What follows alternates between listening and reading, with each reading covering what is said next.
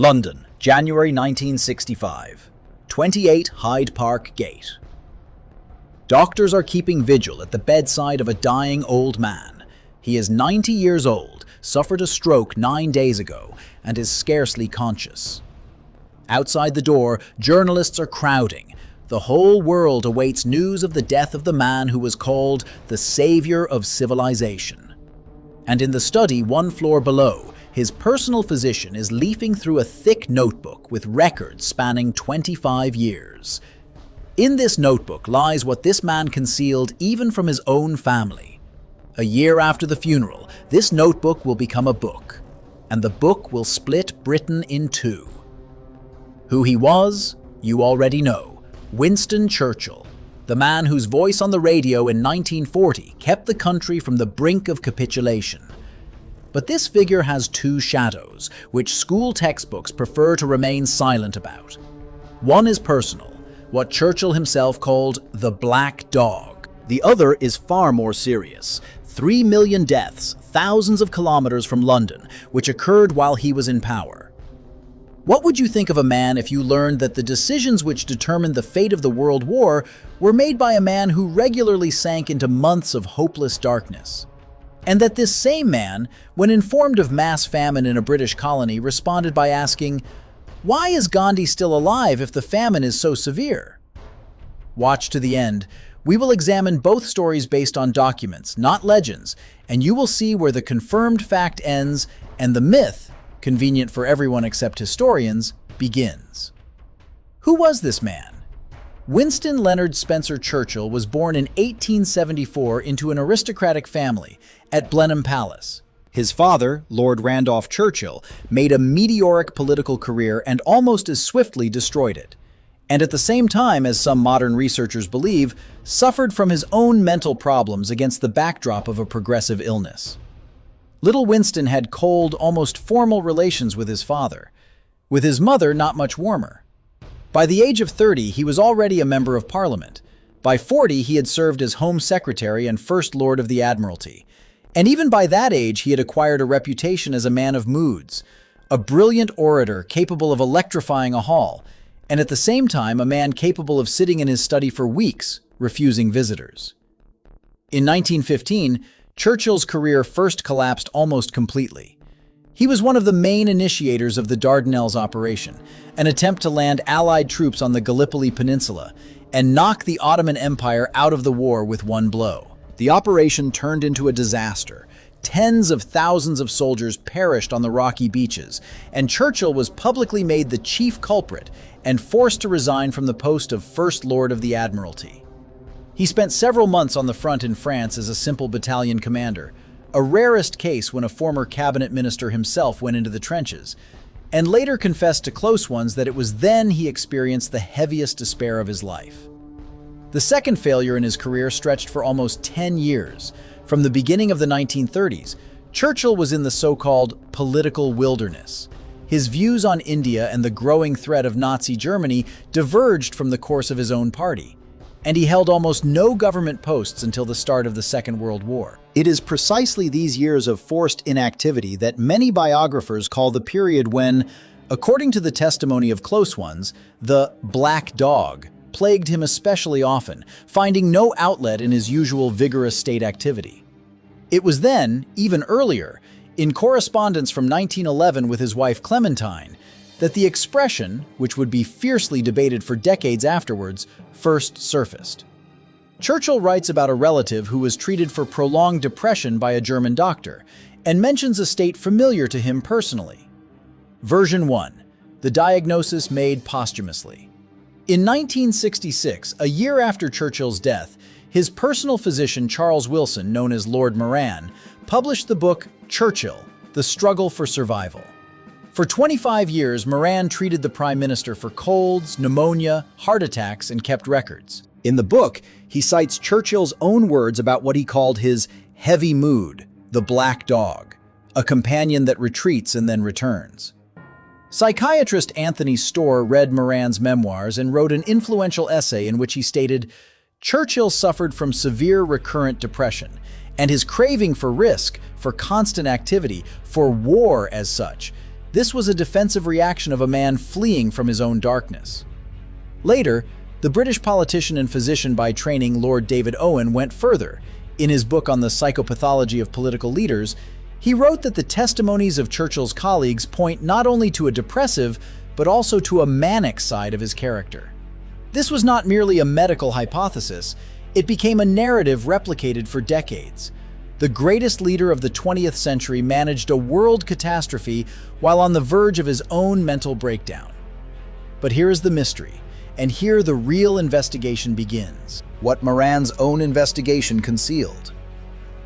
Moran's diary, as discovered by historians who gained access to his archives at the Wellcome Library in London, is not quite a diary.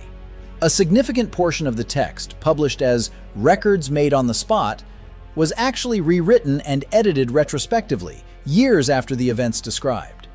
Part of Moran's archive is still closed to researchers, and it is simply impossible to reconstruct what he originally wrote and what he added later. Historian John Ramsden directly pointed out, Storr's interpretation influenced all subsequent works, sometimes quite dangerously, in the hands of less competent authors. And Churchill's personal secretary John Colville, who kept his own diaries concurrently with Moran, warned during his lifetime.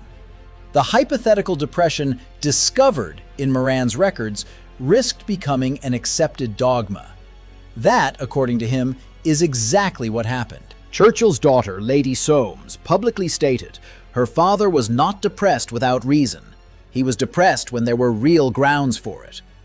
After the tragedy of the Dardanelles operation in the First World War, when tens of thousands of soldiers perished according to a plan personally promoted by Churchill, not to fall into despair, in her words, would have meant being a monster of insensitivity. Medical historian John Mather, who specifically studied biographical sources, concluded that to call Churchill a clinical depressive patient is to overestimate shaky evidence.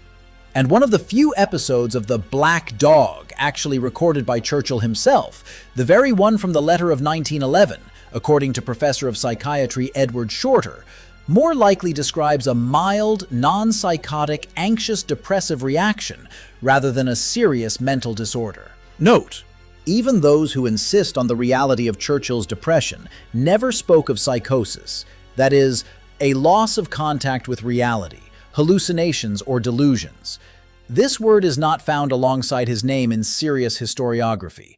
The only thing recorded closer to the end of his life is reports from Moran that the elderly Churchill avoided standing near railway tracks, fearing a sudden impulse. No one else from his entourage confirmed this, and Churchill himself explicitly stated he did not think of suicide.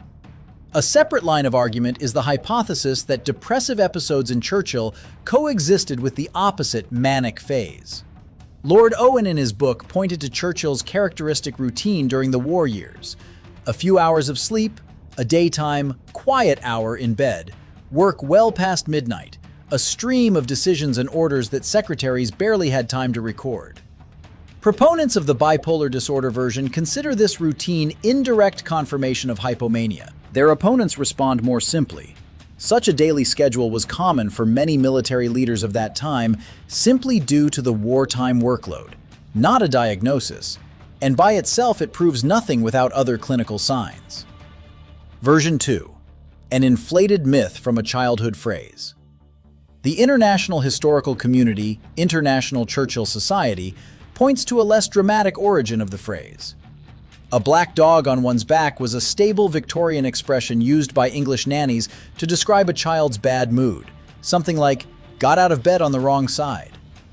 According to this version, Churchill used a childhood turn of phrase from his own upbringing to describe the ordinary bouts of irritability and fatigue of a statesman, not a medical symptom. Is it really such a concealed mental disorder if the very term is most likely a phrase from childhood? But was alcohol part of this picture? Here the documents are indeed numerous, and they leave no room for myth-making in the other direction. Churchill drank daily and openly, whiskey and soda in the mornings, champagne at lunch, brandy in the evenings, and never hid it, even joking about it in private circles. His own secretary and cabinet colleagues recalled the amount he drank in a day as something taken for granted when working with him. Yet none of his doctors, neither Moran nor the specialists who consulted him, ever officially recorded alcohol dependence as a diagnosis, and contemporaries unanimously asserted, no matter how much Churchill drank, his thinking and efficiency in negotiations and in Parliament remained sharp. Historians to this day disagree. Some consider his lifestyle a classic case of functional dependence in a man who could keep himself in check at any dose. Others simply an aristocratic habit of an era when strong alcohol at the table was the norm for the entire ruling class. Churchill himself treated his reputation as a drinker with obvious irony and never denied it. According to the recollections of those close to him, he liked to repeat the phrase that he had taken more from alcohol than alcohol had taken from him. Also widely circulated is the exchange of remarks with Labour MP Bessie Braddock, who supposedly reproached him for being drunk, to which he allegedly replied that he would be sober in the morning, but she would still be ugly. Historians warn, the exact origin of this story cannot be established. No contemporary recorded it at the time, and it is highly likely a later anecdote attributed to Churchill after the fact. A characteristic example of how, over time, a layer of unreliable but convenient legends grows around a public figure. But this is only one layer of this story.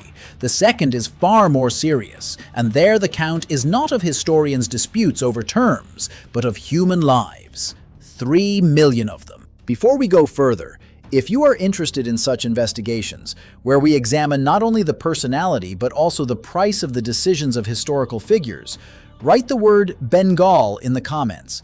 This way we will understand whether to make a continuation with other episodes of Churchill's colonial policy. The summer of 1943, Calcutta. On the streets of the city, people are dying not by the dozens, but by the hundreds every day. Not in prisons, not on the battlefield, right on the sidewalks, in front of passers-by. Photographs from that summer, published in the local newspaper The Statesman in August 1943, went around the world.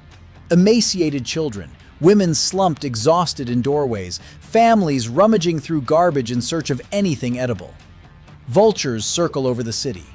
The region where this was happening, Bengal, one of the most fertile provinces of British India, and one of the most terrible paradoxes of 20th century history is that there actually was food in the country. The government simply requisitioned it. What led to the catastrophe? The formal trigger was Japan's invasion of Burma in early 1942. Burma had for centuries been the main supplier of rice to Bengal, and with its loss, supplies ceased. To this was added a tropical cyclone that struck the region in October 1942 and destroyed part of the harvest. But, as shown by a comprehensive study by Indian and American climatologists published in the journal Geophysical Research Letters, of all the major famines in India between 1873 and 1943, the famine of 1943 turned out to be the only one statistically unrelated to drought or soil moisture deficiency. Rainfall that year was at or above normal levels. One figure in close-up, 3 million. That is how many people, according to most modern estimates, died as a result of the famine in Bengal in 1943, although historians note that the most common estimate of the death toll is about 3 million people. 3 million. Not in battle, not from bombing, from starvation, in a British province during a war that Britain waged under the slogan of defending freedom. What the investigation revealed. The British wartime government implemented a policy called denial of boats. It confiscated tens of thousands of fishing and trading vessels along the coast of the Bay of Bengal, fearing the Japanese would use them in a possible invasion. These same boats were the main means of transporting rice within the province. Simultaneously, the colonial administration restricted interprovincial grain trade, fearing that wealthy regions would outpace poor ones in purchases. And this measure, instead of leveling the playing field, provoked panic buying and hoarding by traders, a surge in prices, and the virtual disappearance of rice from markets accessible to the poor. The economist and future Nobel laureate Amartya Sen, who himself experienced this famine as a child, proved in his seminal work of 1981. The total quantity of food in Bengal in 1943 was sufficient to feed the population. People died not from an absolute shortage of food in the country, but from not having the money to buy it. What Sen termed a crisis of access, not a crisis of production. The Secretary of State for India, Leo Amery, kept a detailed personal diary throughout the war. It is within its pages that one of the most cited and most damning records of Churchill's attitude towards Indians is preserved. In September 1942, according to Amery's entry, Churchill stated verbatim in conversation with him, "I hate Indians." Amery himself, a conservative and no sympathizer of Indian independence, nevertheless compared his prime minister's views on India to Hitler's views on Jews in his diary. The then Viceroy of India, Lord Linlithgow, throughout the first half of 1943, sent one alarming telegram after another to London, requesting an increase in grain imports, and repeatedly received refusals citing a shortage of shipping. The situation began to change only in the autumn of 1943, when the Viceroy was replaced by Field Marshal Archibald Wavell, a military man, not a colonial administrator of the old school, who, according to his own diaries, was horrified by what he witnessed in Bengal and became far more insistent in demanding immediate supplies from London and the use of military transport for food delivery. The cabinet received regular telegrams about the escalating scale of the disaster from the middle of 1943. The actual decision to send 150,000 tons of Iraqi barley and Australian wheat to Bengal was made by the cabinet only on the 4th of August, 1943, almost a year after the first serious warnings. Churchill himself publicly acknowledged the need to act only on the 24th of September, 1943, uttering the phrase that something must be done, by which time the death toll was already in the hundreds of thousands. Versions: why aid came so late. First version: a deliberate decision dictated by racist views. Historian and journalist Madhusri Mukherjee, in her book Churchill's Secret War, presents archival documents showing that Churchill personally blocked proposals for urgent grain shipments to India, citing a shortage of shipping tonnage, while in those same months, ships were being used to accumulate reserve food stocks in Britain and the Mediterranean far above the necessary minimum. Counter-argument. Churchill's defenders point out that decisions regarding the allocation of shipping tonnage were made collectively by the War Cabinet and Allied Command, not by the Prime Minister alone, and that tonnage was indeed critically limited due to the submarine war in the Atlantic. Second version: a failure of the imperial system of governance, not the personal fault of one man. Some historians, including authors of essays for the International Churchill Society, insist that the famine was the result of failure at all levels: the colonial administration of Bengal, local traders speculating on scarcity, and the distribution system within India itself, rather than a unilateral decision from London. Counter-argument. Critics respond that the provincial administration repeatedly and directly requested London to increase imports, and received refusals or delays precisely at the level of the War Cabinet. Third version: the real military priorities of 1943 left no choice. Churchill's defenders note, according to documents, over 1 million tons of grain were nonetheless delivered to Bengal between August 1943 and the end of 1944. Demonstrating that once London had a clear picture of the scale of the disaster, aid was provided. Counter-argument. Critics point out that this very aid came many months after the first convincing warnings, and that the cost of this delay was hundreds of thousands of lives. Fourth version. The famine was suppressed within Britain itself by wartime censorship. Some researchers point out that the metropolitan British press wrote almost nothing about the scale of the disaster until the publication of photographs in The Statesman in the autumn of 1943 divided the newspaper's editor, Ian Stevens, deliberately clashed with censorship authorities by publishing photos of the dying on the streets of Calcutta, for which he faced sharp criticism from the colonial administration. Counter-argument. Defenders point out that the decision on wartime censorship was made by separate departments for reasons of morale and secrecy of ship movements, not by Churchill personally, and was not aimed at concealing the famine as such.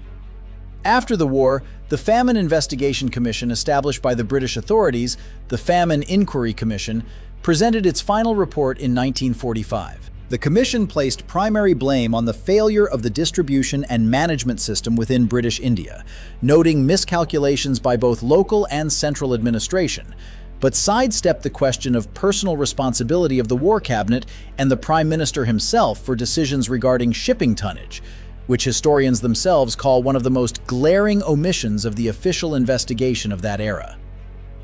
What remained after? The Bengal Famine officially ended by the beginning of 1944, when the new harvest and resumed shipments stabilized prices. Churchill hardly commented publicly on these events separately for the rest of his life.